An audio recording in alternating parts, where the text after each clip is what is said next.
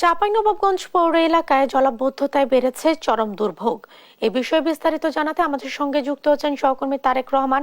তারেক, জলাবদ্ধতা নিরসনে প্রশাসন কোনো উদ্যোগ নিয়েছে কিনা, ভুক্তভোগীরা কি বলছেন, আর ক্ষয়ক্ষতির বিষয়ে আমাদের জানাবেন। জেসিকা, আপনি যেমনটি বলছিলেন, আসলে এই যে বেলেপুকুর এলাকাটা, এটা হচ্ছে পৌরসভার একটা অঞ্চল। কিন্তু এই বেলেপুকুর এলাকাটা বর্ষা মৌসুম শুরু হলেই কিন্তু পানির নিচে নিচে নিমজ্জিত থাকে এবং এই এলাকার বাসিন্দারা চরম দুর্ভোগে পড়তে হয় তাদেরকে। এখানে শিশুরাও কিন্তু এই পানির কারণে বিভিন্ন রোগ বালায় কিন্তু তারা কিন্তু আক্রান্ত হয়।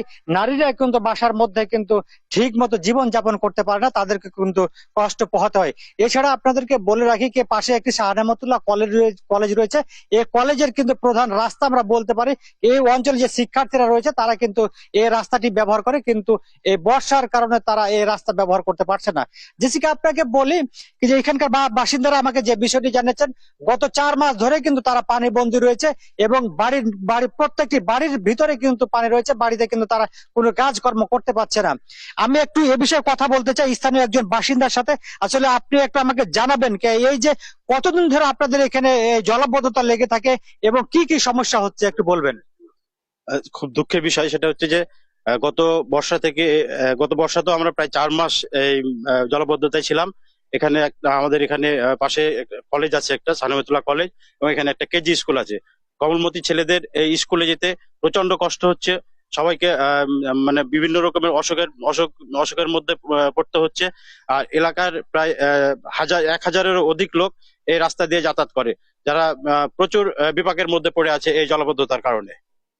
জি, ধন্যবাদ আপনাকে। জেসিকা, আপনি শুনছিলেন। আপনাকে আমি একটু বিষয় বলে রাখি, স্থানীয় বাসিন্দাদের অভিযোগ যে তারা কিন্তু এক বুক মানে আশা নিয়ে তাদেরকে জনপ্রতিনিধি তারা নির্বাচিত করেন, কিন্তু বারবার জনপ্রতিনিধিরা আসে, ভোট নিয়ে নির্বাচিত হন, কিন্তু ভোটের পরে তারা কিন্তু কারো খবর রাখে না।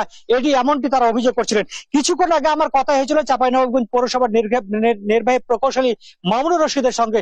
তিনি আমাকে যে বিষয়টি বলছিলেন যে অপরিকল্পিত ভাবে যে ড্রেনেজ ব্যবস্থা এবং যে ঠিকাদার এবং গাফেলতি, এসব গাফেলতি গুলার কারণে কিন্তু এই অঞ্চলগুলো আসলে জলাবদ্ধতায় ডুবে আছে।